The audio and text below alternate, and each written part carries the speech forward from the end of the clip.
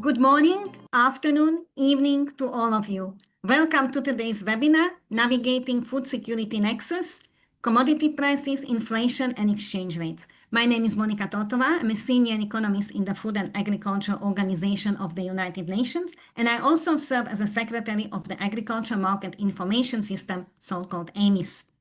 This event is part of ongoing collaboration between AMIS and IFPRI, a partnership that, among other, organizes webinars to provide insights into global market dynamics and policy responses. I am pleased to be joined today by Joe Glauber, Research Fellow Emeritus from IFPRI, who will help me to co-moderate. Although global food commodity prices generally declined from the peaks we observed in the recent past, we should remember that they are shaped by complex interaction between supply shocks, including macroeconomic developments, exchange rates fluctuation, etc. In addition, there are many factors that impact transmission from international food commodity markets into domestic retail prices. When international prices stabilize, currency depreciation can still amplify domestic food price inflation, pushing nutritious diets out of reach for millions. We are honored to have distinguished experts with us today. Let me extend a warm welcome to all panelists from whom we will hear during the duration of this webinar. To set the scene for the discussion, I am delighted to introduce David Laborde, Director of FAO's Agrifood Economics and Policy Division. David will present highlights from the latest State of Food Security and Nutrition in the World report, so-called SOFI, including its special feature on food price inflation. This chapter underscores how rising prices have deepened food insecurity, especially in vulnerable economies, and explores policy options to mitigate these impacts. Before I leave the floor to David, I would like to remind the audience to participate in our online Q&A session. To do that, please submit your questions on ifpri.org, Facebook, LinkedIn, YouTube, or by using hashtag AskIFPRI on X. With this, over to you, David. Thanks a lot, Monika. Good morning and good afternoon, everyone. Thanks for IFPRI to organize this in collaboration with AMIS. It's always a pleasure for me to join or follow this seminar. So today I will have the pleasure to walk you in 15 minutes in the latest SOFI report that was released at the end of July. As you know, every year the SOFI report that FAO has the pleasure to lead in collaboration with 4 other UN organizations is providing you a snapshot of the situation of food security and nutrition in the world, but also have a specific thematic part. And this year we decided to work on this question of high food price inflation. That is really a feature of the evolution of the situation in the last few years. And it's actually a situation that the world went not through, at least in the 70s, for the scale of magnitude of what we are talking about at the global level. Now, as I've said, the SOFI starts always with the question of food insecurity. And I just want to remind you that today we have 673 million people in chronic hunger, and that the blue line, when before the COVID-19 crisis, and if we look at the 2015 or even 2017, we were between around 580 millions. So we have increased the number of people in chronic hunger by 90 millions. And of course, you know that we went through different crises, the COVID-19 crisis, the war in Ukraine. But if you think about the big acceleration, it's really coming from the COVID-19 that has been a macroeconomic shock. And what will strike you on this graph is even with the end of the COVID-19, even with the rebound in terms of global GDP, hunger has not been reduced. And that's a big difference compared to previous financial crises in the 2007-2008, or even the Asian crisis at the end of the 90s. We know that when there is an economic crisis, hunger go up, food insecurity go up. But when the economic engine restarts, we start to revert to the previous situation, not now. And one element that really differentiates this crisis compared to the other one, or at least the aftermath of this crisis compared to the other one, is this high level of food prices. So in the report, we try to just remind us what we care about this, why we have it, what was the trend, in which part of the world we have seen the most impact, and at the end, what is the link between food price inflation and food security and nutrition. And of course, what can be done. So I hope that if you are in this seminar, you care about this question. But I think what is very important when we talk about food price inflation is not just about this question of food security and nutrition, and that is important, especially for most vulnerable people. But around the world, food prices is about political stability and basically knowing if you are going to be re-elected or not. And in high-income countries, in low-income countries, it's between 46% and 80% of the voters that consider food price as a decisive factor when they go to the election day. So that's why policymakers care about it. We also have the fact that it's a sign of macroeconomic stability. Basically, for more than 60% of the country, 1/4 of their consumer price index is linked to food products. So that means that central banks care about it. And last but not least, of course, when food price inflation is high, poor people and vulnerable groups are hurt the most. And so it has often devastating impact in terms of food security and nutrition, both in terms of the quality of what is consumed and the quantity, of course. Now, you all know that we went through an episode of high inflation overall. And as you see on the graph, you really see that here I'm showing the level of prices, so the price index. And you see how we have seen this acceleration with a higher slope starting in January 2021 up to the end of 2022. And then, of course, inflation went down. But price didn't went down. I mean, that's very important. You know, when we talk about high period of food inflation, they are not followed in general by a period of price deflation. So the cost of living has increased, and depending on your income has adjusted, you get different outcome. But as you can see on this graph also, the dynamic of food price index is different from the consumer price index. Of course, they have all increased together, but food price index has increased much more. And so while at the global level, prices have increased by 25% over this 5 years period, food prices have increased by 37%. So there is something specific to the food price dynamic, not only in terms of outcome, as we have seen before, but also in terms of dynamics.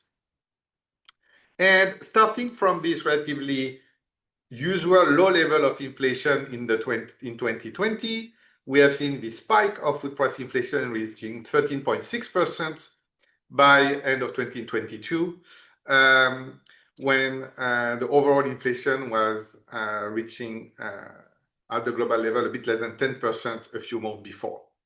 So why we have this?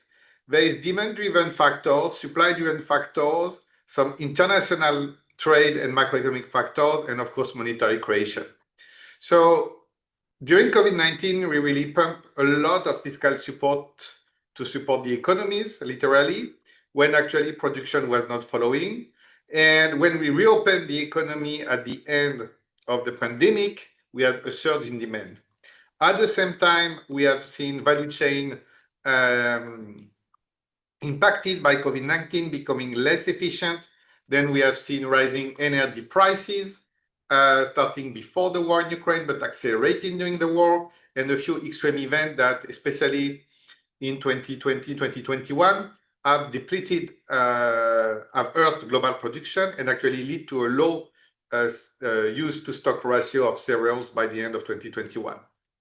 We have also a number of international factors. So during that period, the dollar was very strong, especially compared to low and middle income countries. So meaning that in addition to high level of prices in dollars, For low and middle income countries, things were even more expensive. And a lot of the fiscal support were actually funded through monetary creation. And in less than 4 years, basically just the Fed added $2.2 trillion of monetary creation. Here also something that we have not seen for decades, even during the financial crisis, the scale of operation were not as big. What I want to say is when we talk about domestic food inflation, we are not talking about global food commodity prices. And here I show this clearly with both this green line that basically shows the Pauw food price index that represents the evolution on world market of the most traded commodities. And so it's basically agricultural commodity, when the food price index is what people see when doing their grocery shopping. And so it's different things we measure at different point of the value chain and in different location. And you see, of course, that, and we know there is a transfer between the two, but the level of volatility and the dynamics is the same. Not just by a pure hazard here, you see that in 5 years, both have increased by 37%, but the dynamic is different. And as you see, really things have started to accelerate after the beginning of the COVID-19 pandemic, a big surge in the beginning of 2022 with the war in Ukraine, and things start to cool down by 2023. We will have time during the seminar to talk more about this, but I also want to show, the dynamic on specific markets like the fertilizer and the energy market. So you see fertilizer on the left in blue, the red dotted line is the beginning of the war in Ukraine. And on the right-hand side, you see oil prices in blue. And actually, we plot here both the Brent and the Ural prices to show, how some of the events have actually also to lead to more fragmentation of markets and redirection of trade flows, and also the major shock in terms of natural gas in Europe.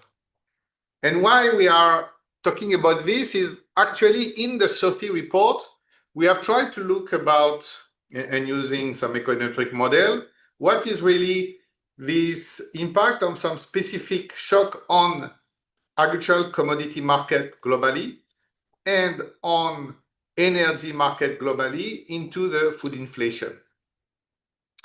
And what you see on this graph is how this purple line is basically the estimated impact of these two drivers on the overall inflation compared to the actual inflation that you see in black. So to keep the story short with the time constraints, what we show is that agricultural commodity have relatively a minor impact on food prices. Energy prices have a bigger impact on food prices, and the combination of both is explaining between 1/3 and half of the overall food inflation that we have observed. So it means that there is other elements that are magnifying and driving actually the high level of food price inflation. It's coming from wage adjustment. It can come from adjustment of markup, and a lot of the macroeconomic dynamic that explain, how the fact that when you go shopping, you just buy wheat or rice. And of course, the whole value chain is highly energy dependent. So the shock on the energy markets have a significant impact on food prices, much beyond the story on commodity prices. Now, all countries are not facing the same challenges. As told you, we reach a peak of 13.6% at the global level, but overall, you will have much higher food inflation in low-income countries and slightly less in a much reduced level for lower middle-income countries, and of course, high-income countries are under the world average. And just to give you the magnitude, it means that in average for low-income countries, we are reached 30% of inflation rate at the peak, when for low-income countries, it was only 13.6. As for many shock, also we see that high-income countries are in advance compared to low-income countries, or that low-income countries are lagging behind, if you prefer. And that's about also how shocks are propagating themselves within the economies and the level of connection. Now, we can understand intuitively why high food price inflation are going to impact food security.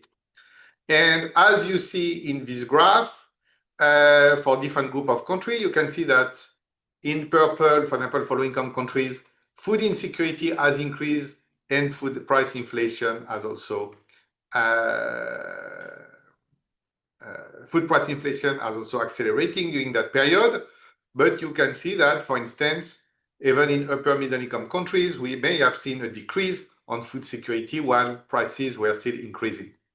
It's because we have different numbers of drivers and policy responses that are going to disconnect the two. One of the different mechanics is how, for instance, your labor market adjusts, and are we going to see wages following the overall price dynamics, but in particular the food price dynamics. And here you see the ratio between wages and divided by the food price index at the national level. So basically a real wage corrected from food price inflation. And you see that some countries like Mongolia have actually managed to maintain purchasing power of the population or even increase a bit, also benefiting from some of the commodity boom for a country like Mongolia. Mexico has stabilized the situation during the period when Egypt, starting in the late 2022, was not able to maintain the growth of wages. And therefore, we have seen a loss of real income by the population that will translate by a loss of food security in many cases. And of course, the Syrian Arab Republic, due to the conflict situation, from the beginning was facing this situation. So still, here also we did a bit of econometrics in order to make sure that we can identify the specific role, ceteris paribus, of food prices. And what we see that when food prices increase by 10%, we have an increase in food insecurity captured by the severe or moderate food insecurity matrix, the FIES, by 3.5%. This is even a bit more important for women, plus 4%. In the report, you will see also that it's more important for rural area. And overall, this effect is more important for countries with high level of inequalities. So it means that all people, even when they face the same prices on the market, are not impacted in the same manner.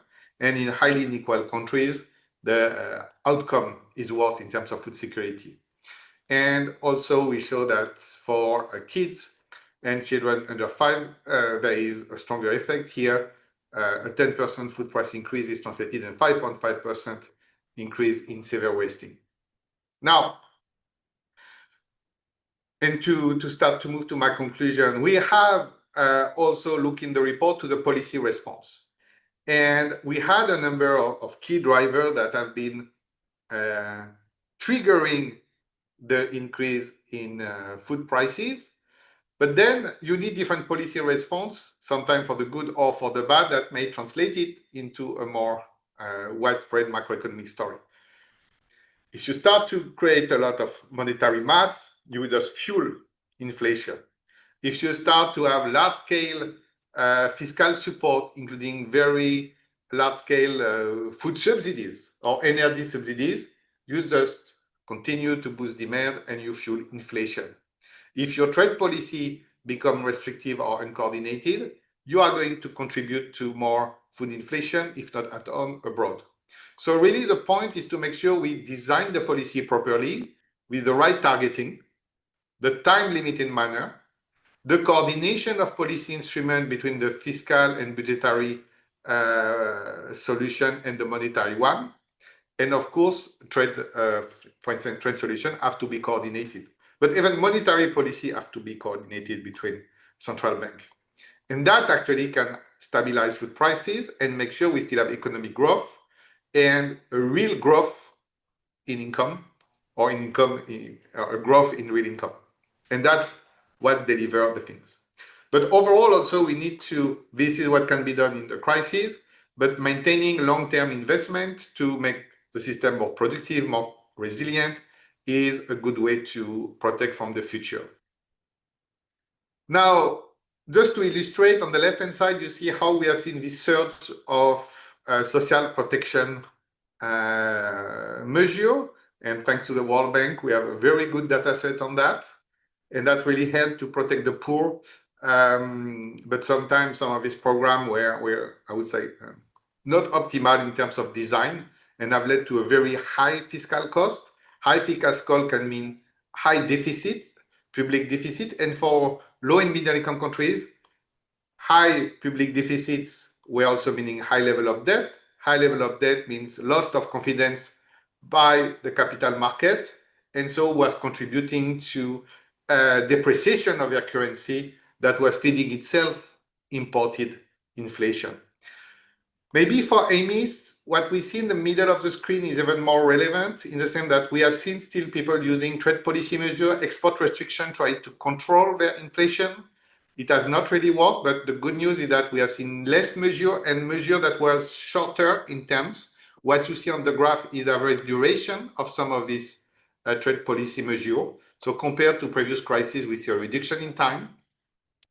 Few countries have continued to try to implement price control policies, in particular in middle-income countries, but without clear success. Once again, blocking prices is not solving your problem. It's basically breaking your thermometers, but not solving the root causes of inflation. And we have seen also some production subsidies, in particular in terms of fertilizer and so on. But often there is a problem of timing and lag, meaning that in any case, prices were already going down when the next harvest was coming, and some of the subsidies were not properly done. So just to conclude, yes, we need more coordinated, informed, and sometimes restrained policy response that really target the driver on inflation and not just trying to get prices stabilized. The stability brought by global food markets and trade remain very important, but we need market transparency and timely information to make sure that government make the right decision. Having robust institutions where people trust is pretty important to design some of this policy and implement them. And at the end, yes, during period of high food price inflation, we need immediate relief. So we need to protect people, but really the most vulnerable people. And at the same time, be getting ready for the next crisis, the next shocks that will be coming. And this require more structural action. Thank you very much. I invite you to look at the report, very good report. And you will also see that the SOFI is actually a connection and other topics like financing, food security and malnutrition. So to do this long-term investment, it's important. The question of urbanization was treated in 2023, where we also see how this rural-urban continuum evolve and how this price transmission are actually impacting everyone, but sometimes rural area suffer from food inflation, and when actually consumers have also less option to mitigate these shocks. And finally, making sure that farm policies are well designed for better production and better market in the future. Thanks a lot. Thank you, David, for the presentation, which set the scene nicely for the panel. And other than me praising the presentation, I will let our panelists do it in the next session. So I would like to invite to join me on the screen Helia Costa, economist from the Structural Policy and Research Divisions of the Economics Department of the OECD. The second panelist is Fabio Santeramo, Associate Professor from University of Foggia and European University Institute. Thank you. Followed by Michael Adjemian, Professor from the Department of Agriculture and Applied Economics, University of Georgia. And finally, Pauw, a Senior Research Fellow from IFPRI. At this point, I would also like to invite Joe to join me and to give him the floor to start moderating the next segment. Thank you. Great. Thanks, Monika. Good. Excellent way to start off this webinar with David's presentation. And I'm going to follow it up with Helia. If you've done a lot of modeling on looking at the impacts of COVID and on the overall economy, looking at climate change, other sorts of things. So what I'd like to ask you is, what are the main macroeconomic channels through which international price shocks are transmitted to domestic markets? Things like terms of trade or current accounts or global reserves. Thank you, and thanks for having me today. So global prices and in particular global food prices can affect domestic food prices directly through commodity prices or indirectly because agricultural input prices also increase. And this has serious consequences for inflation and for food security. As we saw from David's presentation, the extent of this transmission can vary a lot across countries. For example, OECD data shows that between December 2019 and August 2025, cumulative food price increases were about 7% in Switzerland, but about 80% in Colombia and Hungary, and more than 790% in Turkey. And we know that in general, this positive link between global food prices and domestic inflation tends to be much stronger in developing and emerging economies than it is in advanced ones. So what exactly explains these very different outcomes? What affects this rate of pass-through from global shocks to domestic prices? So let's start with macroeconomic channels. For net food importers, a rise in global prices can worsen terms of trades. What this means is that import prices rise faster than export prices. So this effectively transfers income abroad, compresses real disposable income and domestic demand, and the economy as a whole becomes poorer in real terms. These pressures feed into current account balances, with deficits increasing and financial pressure growing. Higher import bills for cereals, for fertilizers can increase foreign currency demand, and this can cause international reserves to decline, which brings us then to interest rates. So a weaker currency makes imports even more expensive, which increase domestic food prices even when global food prices have started to stabilize. And this effect is larger, of course, in import-dependent economies, especially where food prices represent a large share of household spending. And all these channels can reinforce each other. So worsening external position can lead to depreciation. Depreciation can raise import prices, and higher import prices can further erode terms of trade. So this feedback loop helps explain why some economies can experience much deeper and more persistent food price inflation than others. But it's not the full story. How these shocks are transmitted and also how they are sustained depends crucially on domestic structural conditions. So what do we mean by domestic structural conditions here? So first, things like infrastructure and logistics. So when transport networks are weak or supply chains are long and fragmented, then international price increases can reach consumers faster and can hit harder. Second, trade and market connectivity. So countries that have more diversified suppliers, stronger regional links, tend to experience smaller and shorter-lived shocks because they can switch sources when one of the markets tightens. Third, market competition and markups. So OECD evidence shows that in parts of the food value chain, profit margins have widened since 2021. And why is this? Because prices tend to rise quickly when input costs go up, but fall slowly when costs come down. So this is an asymmetric pass-through that keeps inflation elevated, especially when competition is limited, so when firms have a high markup. Fourth, productivity. So when agricultural productivity is low, the costs per unit are higher, so resilience to shock is weaker. And finally, fiscal capacity. We heard a lot about this from David's presentation, but without sufficient fiscal buffers, then governments can't respond flexibly. They struggle to offer support or to invest in the infrastructure that would make future shocks have smaller impacts. So all these elements together form what we could call domestic amplification mechanism. So the way that local structures and local institutions can shape how much of a global shock becomes a lasting domestic inflation.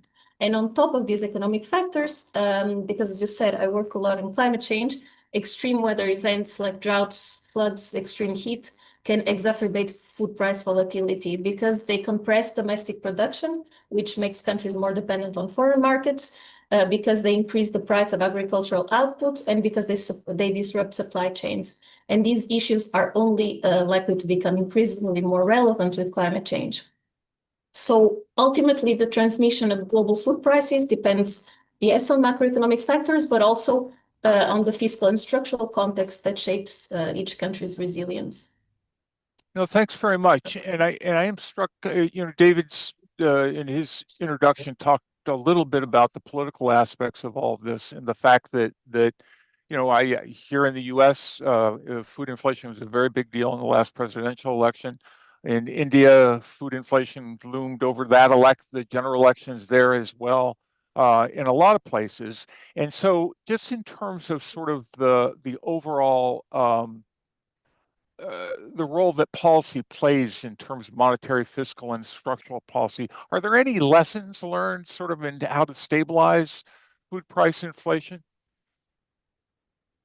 So a lot of this is exactly what David mentioned in his presentation. And it has to do with the fact that all these macroeconomic, fiscal, and structural factors matters, means that managing food price shocks requires always a mix of fiscal, monetary, and structural policies that need, of course, to be adapted to each country's specific situation. In terms of monetary policy, there are inflation targeting regimes that with credible communication can allow for exchange rates to act as the shock absorbers while keeping inflation expectations stable. So this framework of inflation targeting only works well when central banks are independent and credible, both legally and operationally. So credibility means that markets have to believe that inflation is going to return to target, so to keep expectations well anchored. And independence means that policymakers can act promptly when risks emerge. Where financial markets are shallow or exchange rate pass-through is strong, or central banks are not sufficiently independent, then countries can sometimes adopt exchange rate targets or pegs, which can help stabilize import prices in the short term if the anchor currency is stable, but can also lead to large sudden spikes in inflation if global shocks lead to devaluation.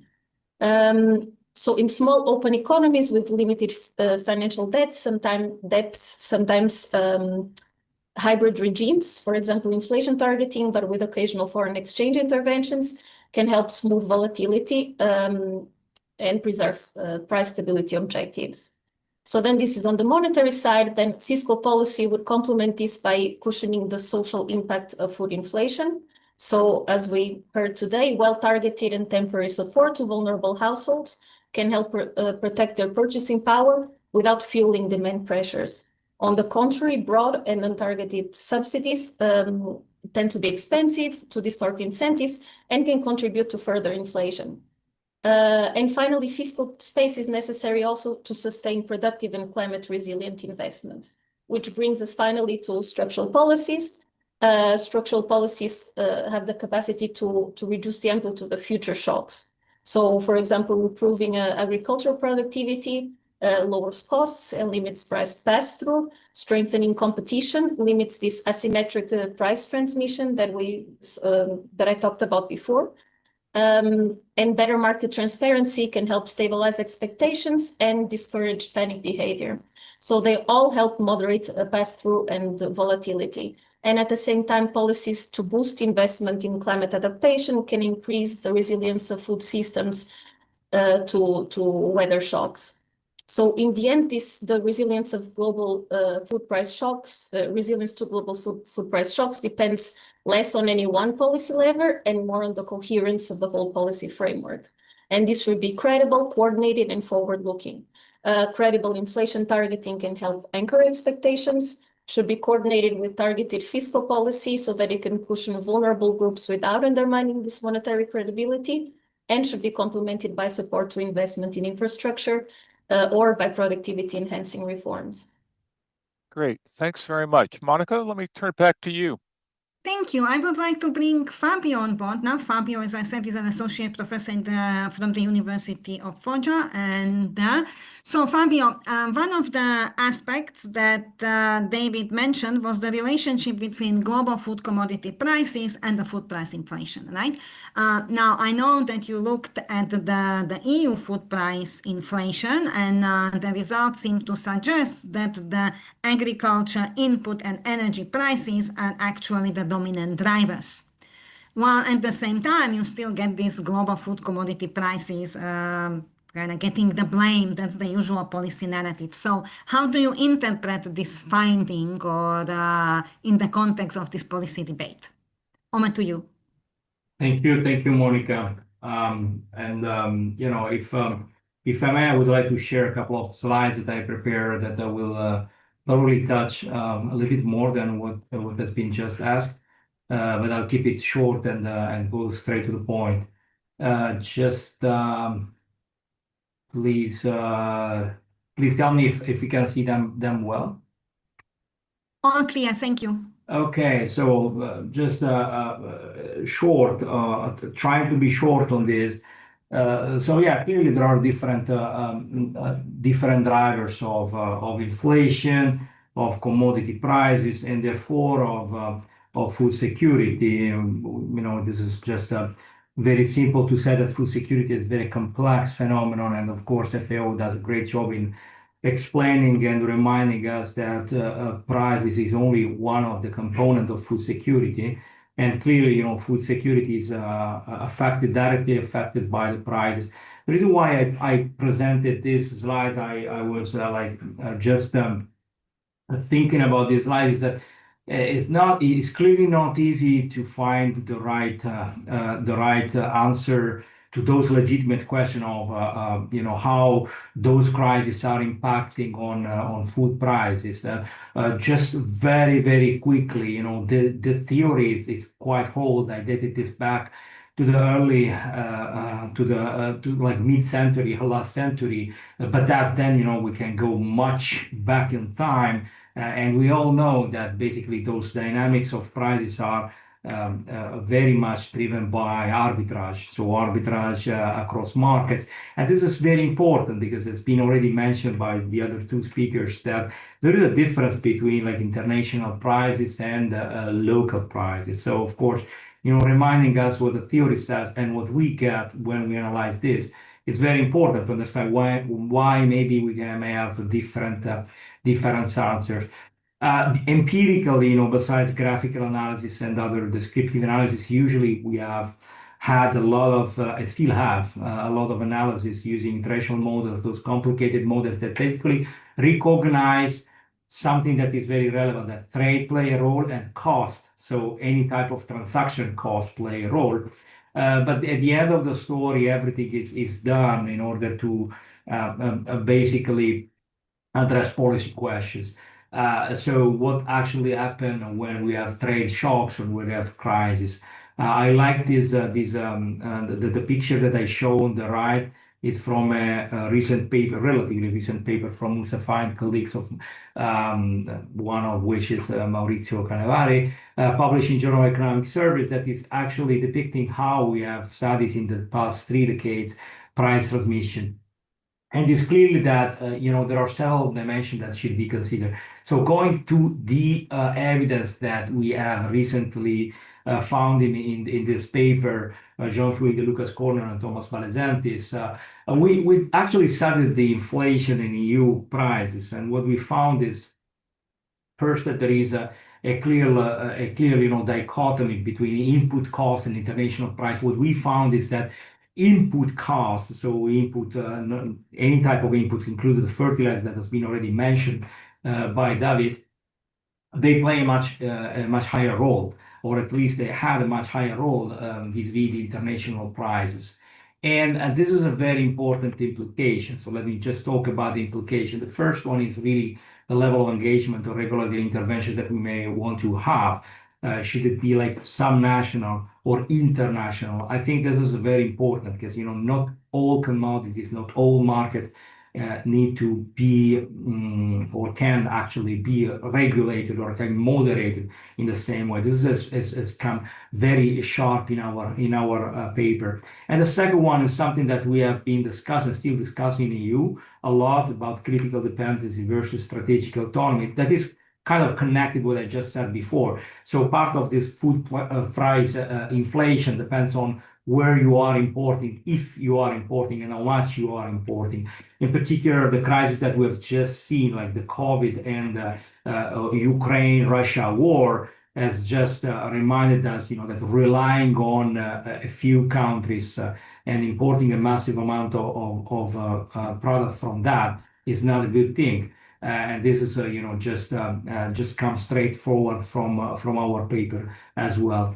Another question. So back to the question that you also asked is about trade openness. We found that trade openness is not associated with inflation, and I just want to report what we argue in the paper. And basically, the point is that if we actually find true the story that input costs are what really matters, then basically having the possibility to import low price inputs from other countries is a way to actually mitigate the inflation. This again comes straightforward from our paper. With this, I mean, those are the couple of slides, and I hope they have somehow help to address the question. If not, I can. Thank you, and also thank you for staying brief and within your allotted time. So, if you were called to give a simple answer whether the greater trade integration amplifies or mitigates inflationary dynamics during the crisis, what would be your simple answer? Short and sweet. Simple, not too simple, is that we have at least three dimensions to consider: availability and sustainability of inputs. So how much they are available within domestic country, diversification of trade partners that has been already mentioned, but that's super important. And the third one is the logistics that has been already mentioned by Helia, Costa, but that is really true. So I want to just echo what has been said. This is short, I guess. Over to you, Joe. Okay, let me bring Mike Adjemian into this. We're going to switch from the EU to look at the US. Mike, you recently co-authored a paper on US food price inflation, and if I remember correctly, you found that supply side factors historically explained a large share of observed price changes, but again, in this more recent inflationary episode, demand side factors, especially excess savings from stimulus and monetary expansion, played a stronger role. What does this imply for future inflation dynamics? What are the lessons you've learned from your research? Thank you, Joe, for the question, and thank you for the opportunity to join you guys today and serve on the panel. I'd like to begin with a little background and share my screen. Hopefully you can see that. So this is a chart that represents, it's from my latest working paper on this topic. The vertical distance in the chart represents the sum of the supply and demand driven pressure on food prices. So this represents the year-over-year inflation in the United States for food prices, represented monthly. And so the red portion represents the portion of food inflation caused by the supply side changes. And the blue portion represents the portion of food inflation represented by the demand side changes. We do this, right? It's a decomposition by taking information from the Bureau of Economic Analysis, where they collect and publish information on prices, quantities, and expenditures for a variety of different food categories. And then if we use a time series model, and we measure prices and quantities, if the prices and quantities move in an unexpected direction, if they move in the same direction, that's a demand shock. And if they move in different directions, that's a supply shock. So we're able to decompose the food price inflation. And what I show you here is that since the pandemic itself, you notice the share of demand, the demand side, in explaining food price changes in the United States is much higher than it was in previous inflationary episodes. Take, for example, the inflation experienced during the global financial crisis, right? So the demand side is more important. That's what I'm showing here. This is for all food, by the way. Food at home, as well as food away from home. Now, if I break that up in this chart, I can show you that between 1993 and 2020 or 2019, right, for food at home, especially for grocery store purchases, right, the demand side represented about 20% of the price increases over that long time span. But since 2020 through this July, the demand side represents about 45%, almost half of the observed food price inflation. So then we can take those two series and then run, for the uninitiated, something called an impulse response from a local projection. So this is another time series method. What we're looking for here, right, is while the supply side can be explained by like increases in cost, I think David mentioned certainly energy prices. There's lots of different costs that can be experienced along the supply chain.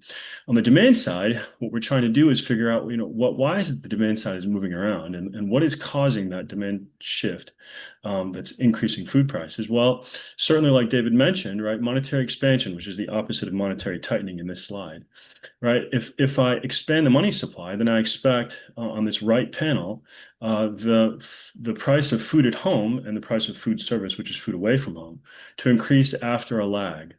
And the same thing, right, the same sort of pattern is going to be observed if we see increase in excess savings, right? So during the pandemic, during the lockdown period, the US government is sending a lot of stimulus checks out to households at the same time as the money supply is expanding. And so what economists have measured is that there was a really, really large excess savings amount from trends. So you look at kind of household savings over time and you observe a shock, like a rise from trend during this period. And that increase in excess savings we're able to tie to the increase in the demand pressure on food prices. So you ask, what does this imply for future inflation dynamics? Well, I think, because, right, the demand side is so much more important in this recent recession, that may be related to the fact that it came out of that pandemic-induced recession where the stimulus checks are being written to those households during the lockdown. So, it's hard to say that the demand side is going to be as important in the future if it's not coupled with the lockdown, but it would be wise, I think, for economists and policymakers to monitor excess savings levels and perhaps, social media and Google search terms like shortage that indicate potential precautionary buying and demand shifts as food prices are rising. Mike, let me do a quick follow-up question, and that is, again, what's striking is that it wasn't just the U.S. that was seeing inflation over this time. Almost, as David's map showed, almost every country had a large degree of inflation. I mean, some smaller countries, poorer countries may have had very, very high rates and hyperinflation in some countries. But it certainly, is this a case, do you think? I know your work was on the U.S., not on other country policies. Sure. But is your general feeling that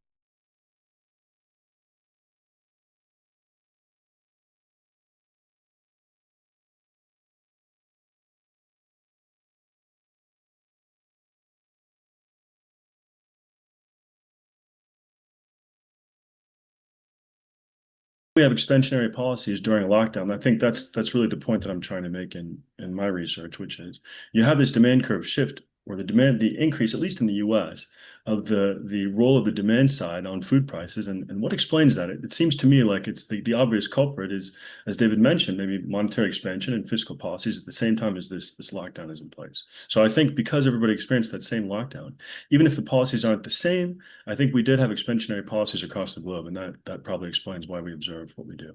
Yeah, no, thanks. Great. Monika? Thank you. So from the expansionary monetary policy in the US, let's now go to Malawi and look at the exchange rates there. I would like to bring in Karl. Karl, so exchange rates were mentioned a lot by David, by other speakers, but I would like you to speak about the Malawi's fixed exchange rate, which was fixed to curb inflation from depreciation, yet evidence suggests that this wasn't really working out, particularly for the poor customers. So can you elaborate a little bit while this type of fixed exchange rate regime could be flown, and what are the alternatives that could be considered from your experience? Over to you, Karl. Thanks, Monika. Yeah, we are indeed shifting gears from EU and US to a developing country where the context is very different. I should also stress I'm not a macroeconomist, and so and we also do not necessarily study price transmission effects or monitor impacts of these global price shocks in real time. I work for the IFPRI country modeling team, and we're a group of development economists who use economy-wide models to anticipate, among other things, some of the short and medium-term effects of these global shocks. So our work in Malawi, as you mentioned, Monika, Malawi has maintained a fixed exchange rate literally since November 2023. So that's 2 years now where the exchange rate has not moved. And the argument from government is that depreciation could be inflationary, and it is a country that is highly dependent on imports. And so there's some legitimacy to that concern. But during this time in 2023 or early 2024, we had an El Nino event which severely impacted the harvest, and you've had US government withdrawing aid early in 2025. And so these kind of big macroeconomic shocks have come amidst a protracted macroeconomic crisis that has persisted in Malawi for many years. Helia mentioned these macroeconomic imbalances are reinforcing each other, and so that's exactly the case in Malawi, where you have a growth crisis and you have a fiscal crisis and a debt crisis, and all of that kind of leads into a severe balance of payments crisis and significant pressure on the exchange rate. But throughout all of these shocks and the macroeconomic imbalance, Malawi has maintained this fixed exchange rate, and they clearly do not have the foreign reserves to kind of defend this exchange rate.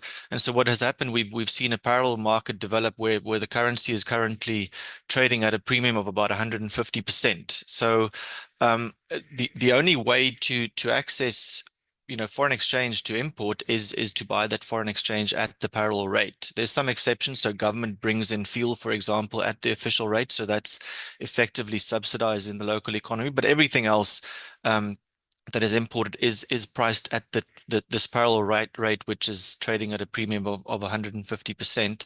Exporters, on the other hand, are generally forced to kind of repatriate their foreign exchange earnings at the official rate. So this becomes a huge disincentive for people to invest in export sectors.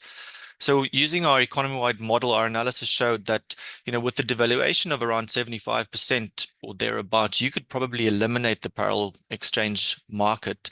The result would be that export or import prices will fall across the board. And the exception would be fuel, which would obviously now be priced at a new higher official exchange rate.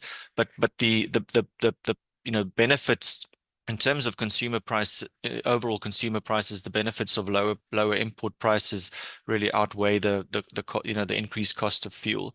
And this will at the same time then also create incentives to export and increase the supply of foreign exchange in the market. And then generally also, using our modeling tools, we can look at some of the distributional impacts of this as well. The fixed exchange rate regime has become very regressive. It's only the few people that have access to foreign exchange at the official rate that really benefit from this and kind of capture that premium. And so the conclusion from this work is that, in many cases, and several speakers have spoken about this, this idea of managing short-term fluctuations in exchange rate are often justified, because we don't really want that volatility in our domestic markets. But this idea that you can maintain a fixed exchange rate for a long period of time because you kind of protecting consumers is really flawed, especially when these foreign exchange shortages become endemic. So in terms of policy responses, I mean, I can probably copy and paste David's final slide here. This idea of having coordinated and also restrained monetary and fiscal policy, and using trade policy or structural policies to kind of manage the economy in the shorter term. So really the first policy response has to be to address the macroeconomic crisis, and then adopting a more predictable and rules-based trade and industrial policy environment, reducing some of those barriers to trade that we see in the economy, and then also more frequent alignment of the exchange rate to create the right incentives and signals to investors. Thanks, Monika. Thank you. Now, I know that IFPRI has done plenty of economy-wide studies on the welfare impacts of global price shocks and exchange rate shocks. Could you very briefly provide some insights from these studies, generalized insights? Yeah, so I mean, I think, as you said, I mean, there've been many shocks going back to, 2007, 2008 was probably one of the first times we kind of rolled out some of these models to look at impacts. I think what we saw back then already is that, you know, it's very easy for us to overstate the welfare effects of these price crises. I know it's, you know, as David said, this is really political, right? People, you know, lose elections when prices go up. But often, you know, these kind of short-term multiplier type, you know, models with, you know, exogenous prices will tend to overstate the welfare effects. Not all households are net consumers, many are net producers. Wages do usually adjust. I know, again, David's presentation showed that, you know, there's a significant lag to some of these wage adjustments. You know, so there is a concern there. But then, you know, household consumption baskets are also not static. You know, households very often have the ability to substitute and switch to cheaper consumption items. And so yes, in the short term, you know, these shocks can have adverse effects, and some of these economy-wide models, you know, can really help us identify where governments can intervene in the short term through whether it's cash transfers or subsidies, etc., to mitigate some of the effects. But in the longer term, we really want our economies to be able to adjust to a new reality, and you know, these kind of structural adjustment policy or support policies for, you know, supporting economies to adjust structurally become very important, and having a, you know, conducive policy environment to do so. So again, here we've also found a lot of, you know, use of economy-wide models to kind of try and help identify where some of these opportunities are to facilitate this longer-term structural change. So I think that those would be kind of the main insights we've seen from modeling analysis. Thanks, over to you. Thanks, Karl. Before we move to the general discussion, as a modeler, do you go back and revisit your preliminary, if you overstate the welfare effects, will you go back and revisit them when more information is available, or usually not? No, I mean, you know, if it's important to do, then obviously we would. I think there's, you know, my example from the 2007 crisis, there were several people who revisited, you know, some of these initial anticipated impacts. As modelers, we would too, but obviously it becomes very complicated when there's so many multiple shocks that may have impacted at the same time. So we kind of prefer to always treat these models as simulation factories for really speaking to what do we think is the direct, you know, the direct and indirect, you know, impact channels of a very particular shock.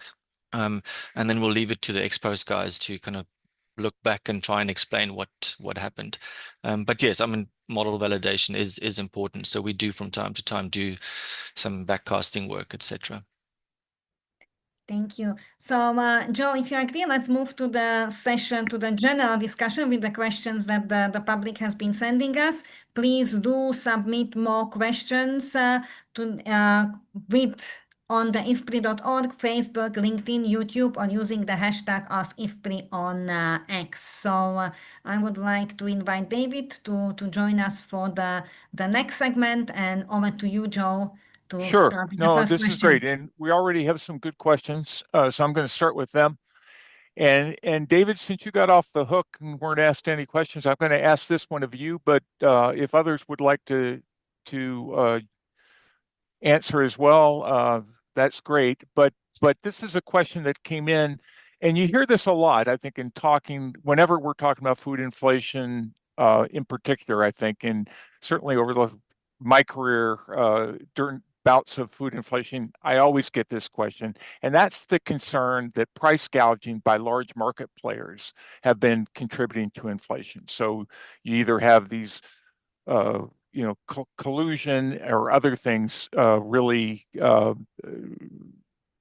causing prices to go much higher than what we've seen. You know, speculation, other sorts of things at the commodity level, but in terms of marketing chains as well. You get it that right now in the U.S. there's debate on the meat sector and whether or not meat packers and others have undue market power. What's your thoughts on this?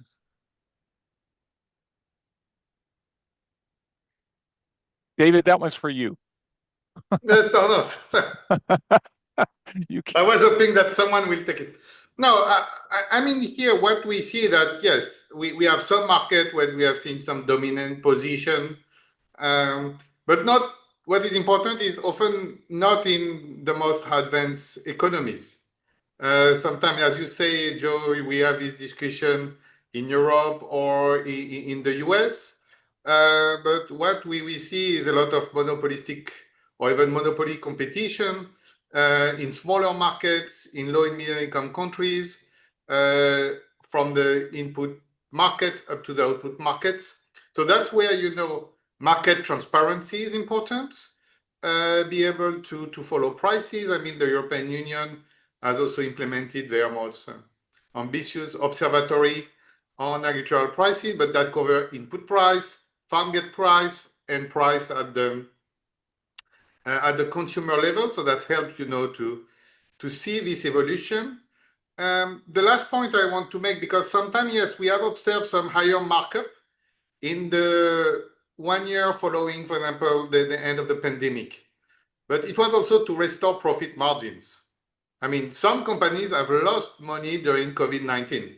So when we look at this, we should not just look at 1 year and what data points, but actually look at what is the markup over 3 years, 4 years, as well as the profit margin. And in many cases, you will see that even the food sector is not making price gouging. At one point, some people have to catch up, But when everyone catch up at the same time, that leads to this kind of burst in prices. Because if you see people increasing their markup at the same time that consumers go and want to spend, and there is a lot of money around, and you see all this cumulative effect tend to increase price at a higher level. Yeah, And no, thanks. Anyone else? If I can jump in, Joe?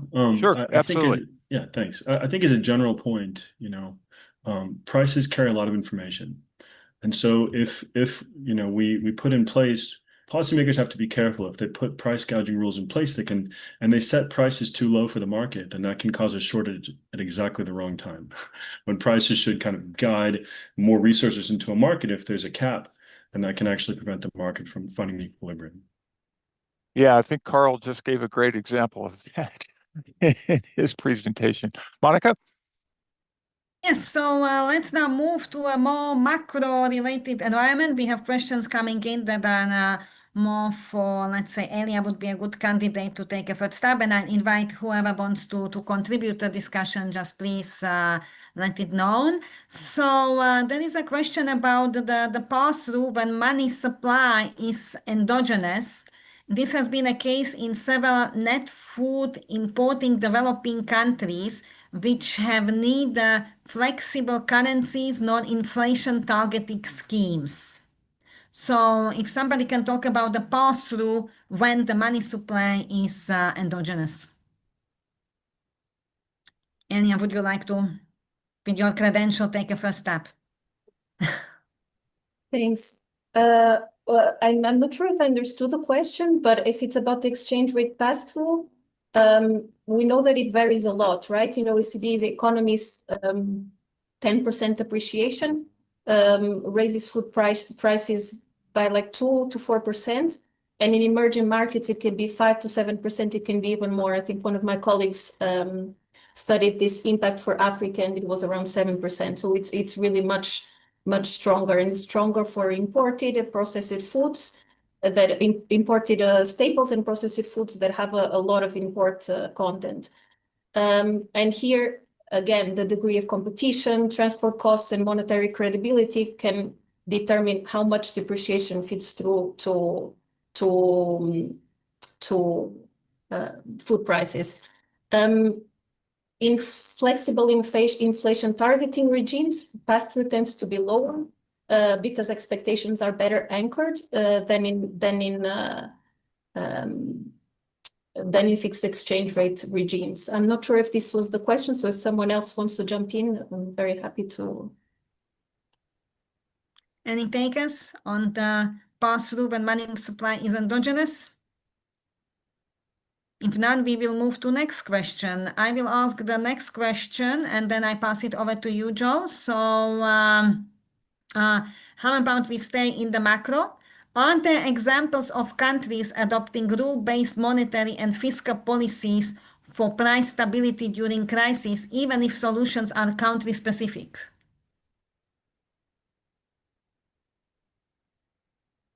Kenya? Examples of Sorry, countries adopting could you rule-based. repeat? Sorry. Are there examples of countries adopting rule-based monetary and fiscal policies for price stability during crises, even if solutions are partly country-specific? I'm afraid I'm not the right person to know exactly, country-specific experience.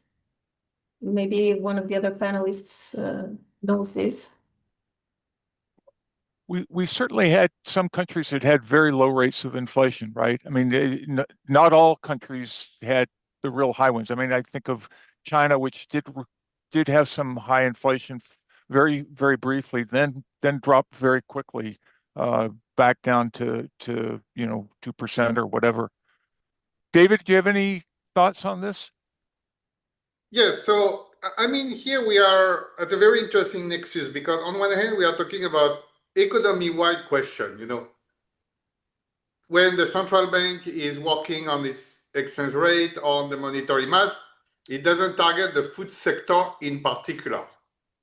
So when we have to look at these dynamics, it's important to understand also, are we talking about a large wave of inflation, and on which, I mean, I am not a monetary expert, so rule versus discretion has a huge literature behind it. And we know that central banks are playing with this every day, but it's good to have rules in order to help the market making this expectation, and also to make sure that the long-term capital market is not impacted. But yes, we need some time to surprise the market in order to be able to implement short-term elements. My point is really more to say, okay, we have to understand what is economy-wide and what is specific to the food, agricultural, or energy market. And that's where we have specificities. And just to take the example, Joe, that you were talking on China. On China, we had actually a food price inflation that was linked to the African swine flu case, where you had a major shock on the pork industry, right, where prices have increased by 40, 50, 60%.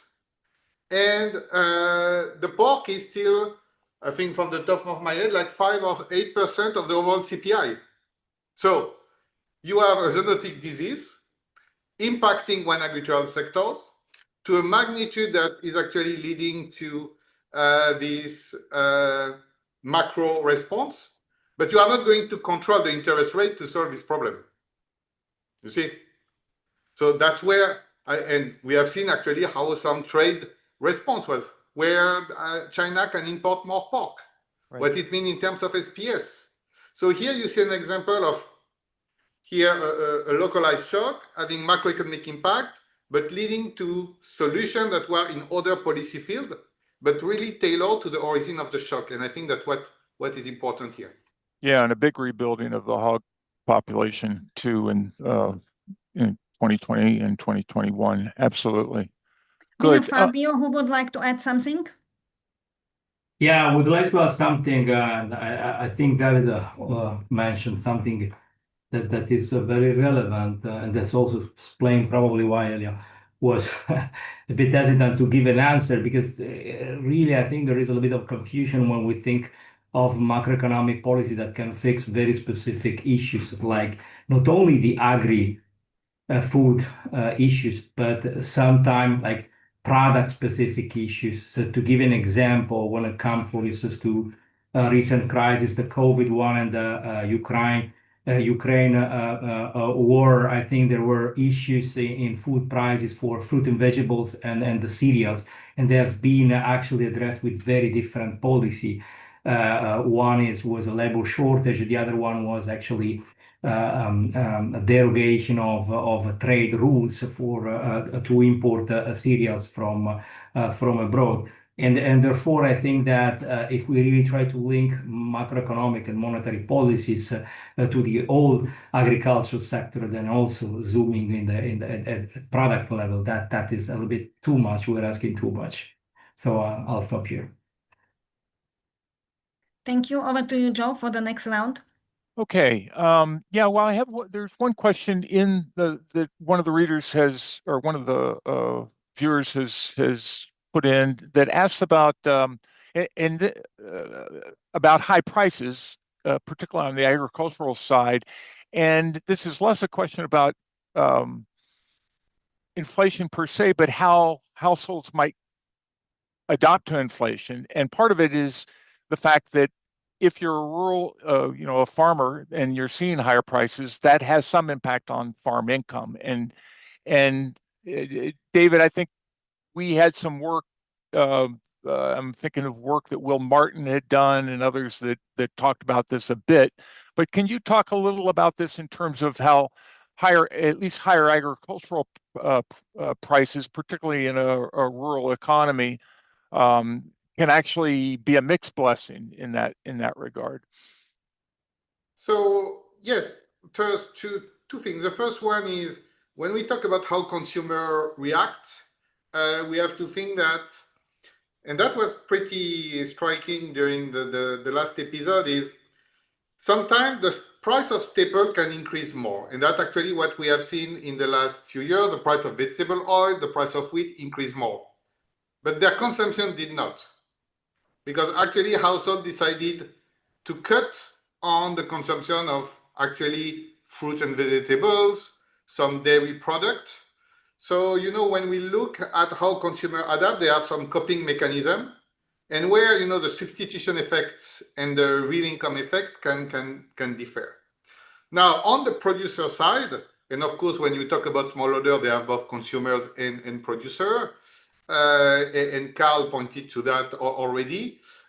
It can be a good news for some of these households if they are honest food seller. But he also, in everything I was showing in terms of food price inflation, it's mainly at the consumer level, so mainly at the grocery shop level and not at the farm gate. When you are a smallholder, sometimes or often, you are going to sell at the farm gate price. That can be a wholesale price. And what you buy is still, you buy it at a retail price. And so we have a bit this asymmetry. And if we are in a period of inflation where basically the middleman, but without any negative sign, okay, or sense on that, is where the price increase occurs, but what you sell may not increase at the same speed of what you buy. So yes, it's not everyone is losing from higher prices. Yes, some farmers gain from it. Now, for a specific household, the story can be a bit different, and that's why some of this assessment. And when the situation from one country to another depend, and what I was pointing to, the same food price increase on global market is going to translate to different food price inflation at domestic market, but the same level of food price inflation at domestic market are going to be translated in different food security outcome, depending on the exact context. Monika, over to you. Would anybody like to, thank you, Joe. Would anybody like to add to David's answer? Karl, would you like to elaborate a little bit? Yeah, I mean, when I saw David's figure showing that, we seem to have a kind of a new reality where food prices, the relative food prices have gone up. And so my immediate thought was, a country like Malawi should be able to really benefit from that opportunity to kind of, switch production into those commodities that are becoming more expensive and benefit from that. Obviously, as David said, there are challenges with seasonal price variations and the fact that households are producers and consumers, net consumers at different times in the year. But in general, you would want a country like Malawi to benefit, to exploit an opportunity like that. They are a large producer of both cereals and things like soybeans, and they have significant capacity to produce cooking oil. But that brings me back to the macroeconomic environment. If the investors are not comfortable or do not trust that the macroeconomic environment will remain stable and that the exchange rate will provide a the right signals, they'll remain reluctant to invest. And so it really, you need that.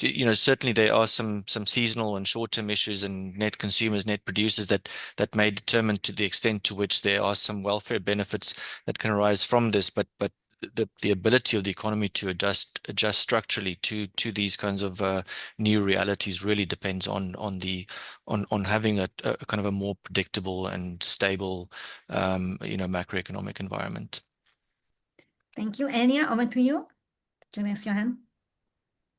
I just wanted to add two insights from work by my colleagues Diogo Batista and Filiz Unsal, who studied the impact actually of price increases related to natural disasters in Nepal, but it really speaks to the heterogeneity of this impact. So not all households are going to be affected the same, and this goes to Karl's point that it depends on institutions. In this case, they found that households that are more remote, they suffer much more these price increases. So they have less access to the market. They are less able to switch what they produce, as David mentioned. So that's going to be a big part of the impact. And another thing that they find, which is quite obvious, is that investment decreases. So households respond because, as we said, they are consumers and they're producers.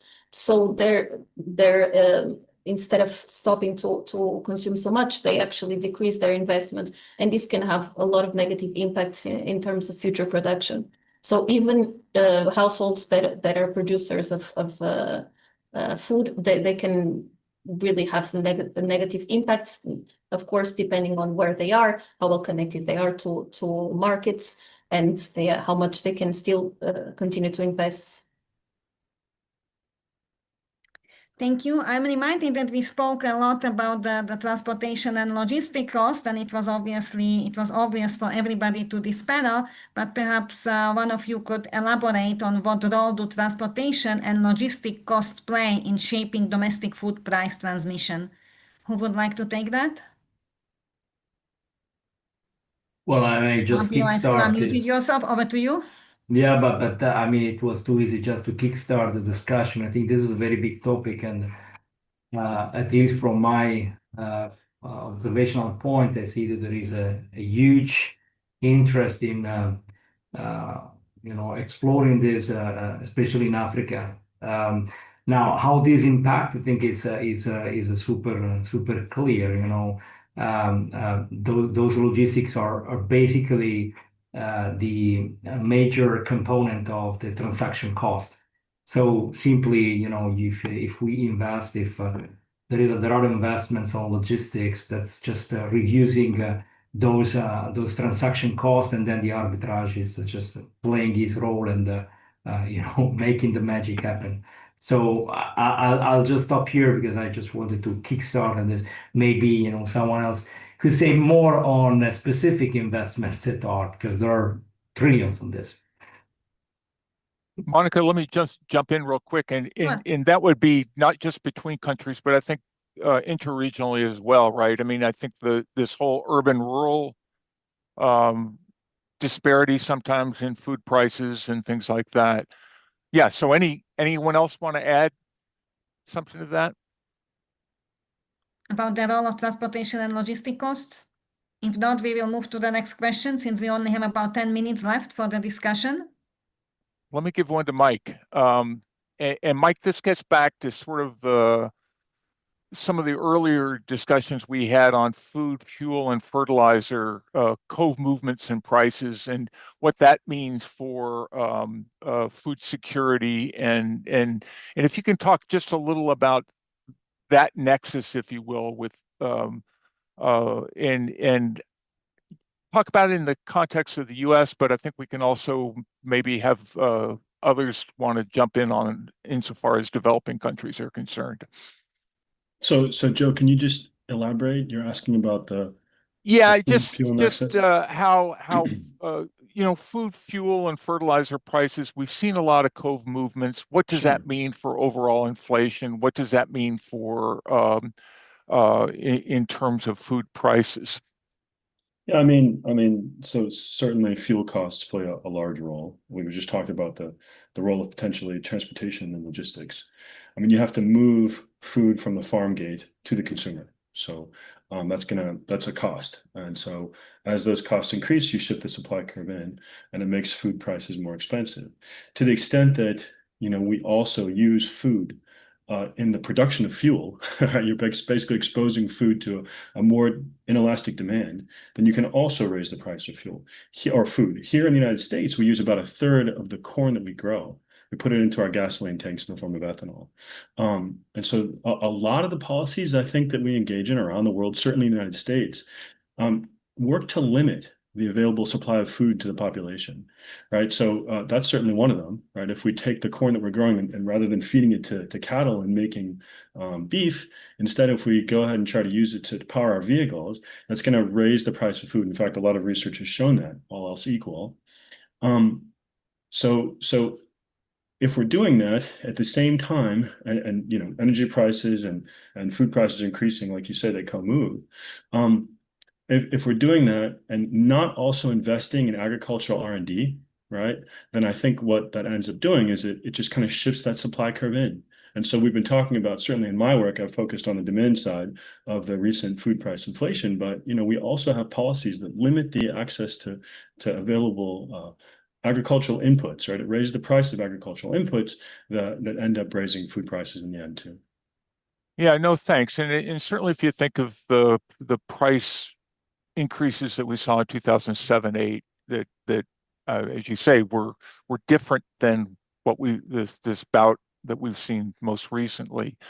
Certainly a lot of that driven by expansion of industrial use, biofuels in particular for food crops, bringing agricultural prices up. And those mandates, they still persist here, right? Yeah. So we exactly. still mandate that. Yeah, no, that's right. They, or at least for ethanol, pretty much flattened, but biodiesel certainly has been picking up. It's almost 50% of vegetable oil consumption, or soybean oil domestic consumption in the U.S. Is for industrial use.